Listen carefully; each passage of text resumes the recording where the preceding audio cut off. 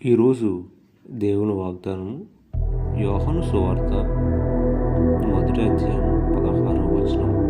ఆయన పరిపూర్ణతలో నుండి మనమందరము కృప వెంబడి కృపను పొందితిమి.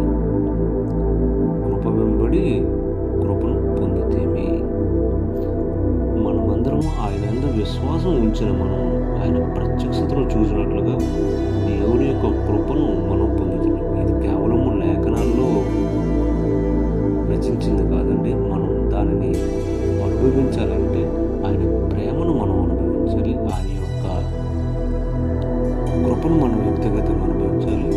అప్పుడు మన స్థితిలో చాలా మార్పు వస్తుంది. మనం చేసే స్థితిలో